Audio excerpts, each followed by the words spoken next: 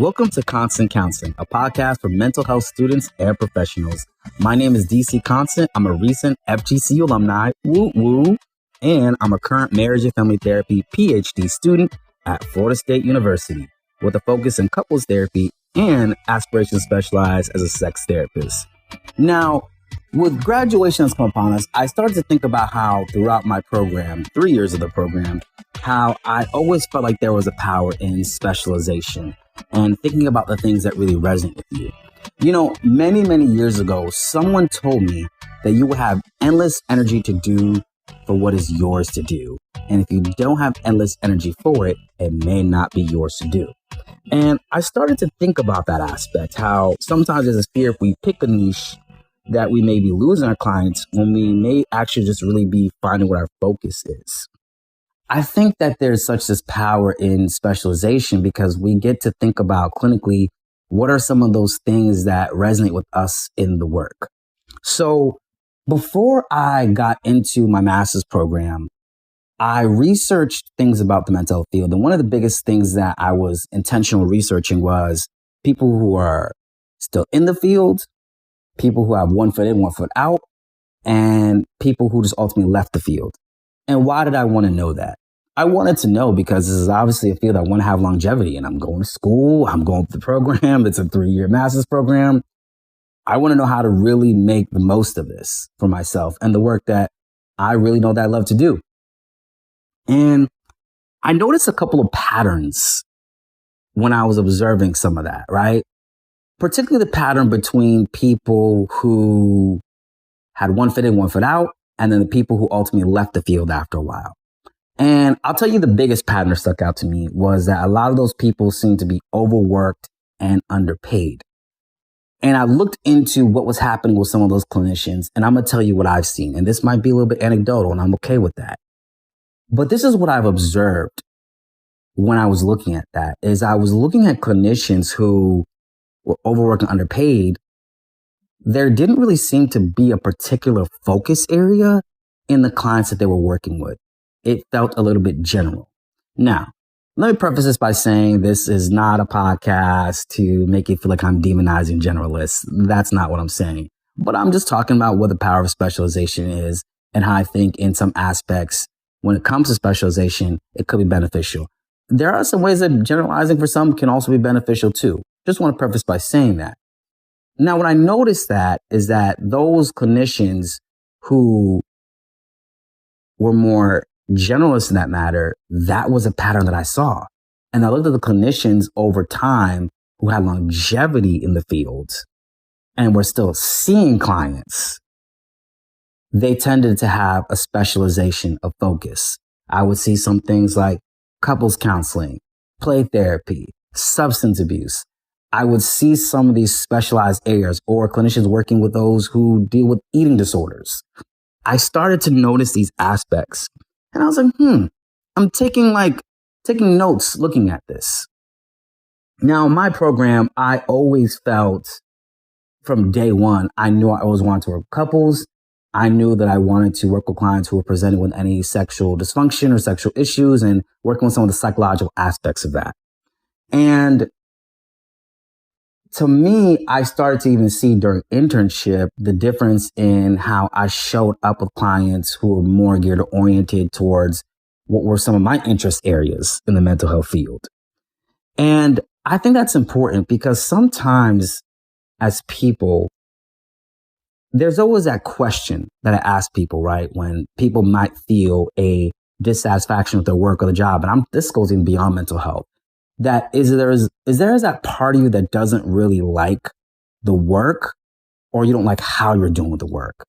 Because there could be a difference in that.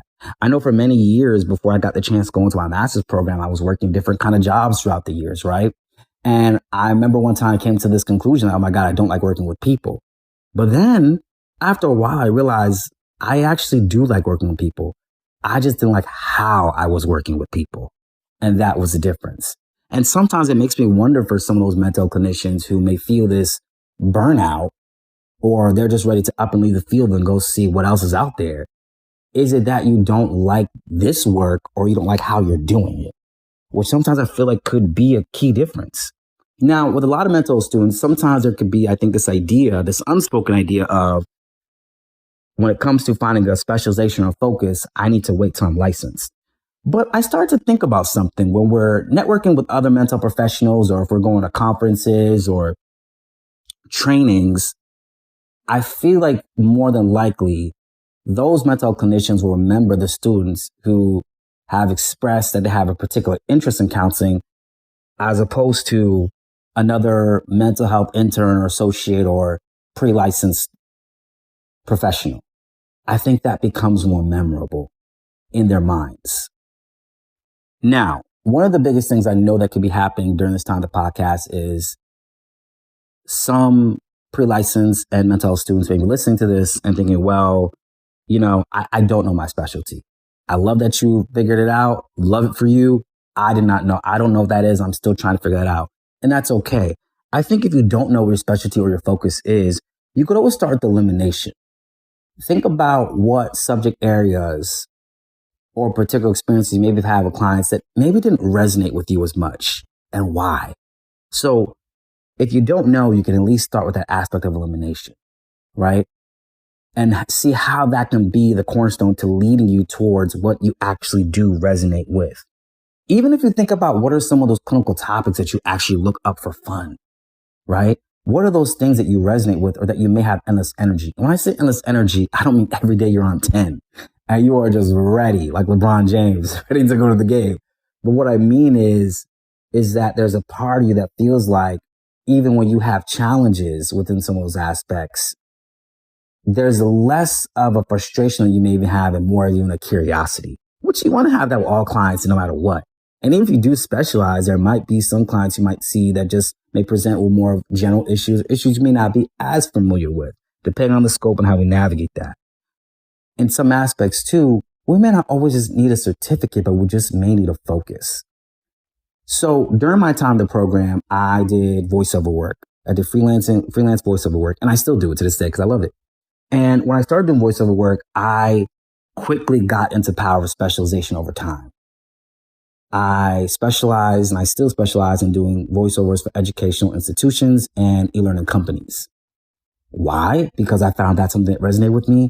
I liked the work. I liked lending my voice to those kind of projects. And I found that in that aspect that I just felt a better working relationship with those clients and who I was working with. I had like endless energy for it. And I found that also, I heard someone tell me years ago that when you do general things, you make general money, but when you do special things, you make special money. And I found that I was enjoying not only the work, I felt like I was being compensated well, and I felt like it was something that I really resonated with. And it was another thing that reinforced that power of specialization to me. I realized in my program that when you market to everyone, it's almost like you market to no one. And as future clinicians for a lot of mental health students, especially when we're thinking of for those who want to go into private practice, we're thinking about like who is an ideal client that we want to be able to market ourselves to. But the biggest takeaway that I want you to take away from today's episode is, what are those areas in the mental health field that actually resonate with me? And if you can't answer that question, are you at least able to answer the question of what are the areas that don't? I think it's important for us as students to put forth an intentionality to figure out how we want to conceptualize our journey. I'm a firm believer that if you don't make a plan for yourself, someone else may make a plan for you, and it may not be the plan that you want. When you're thinking about in the field of mental health, what are some of those areas, those subject areas, those topics, maybe that I'm navigating with clients that I find that not only do I have endless energy in, or do I find that I have the energy for, but that I may also feel excited to be challenged in and to grow further and develop it. So take some time to think about that. And I'm going to see you in the next episode. This has been Constant Counseling, where sometimes counseling is a constant process. Take care.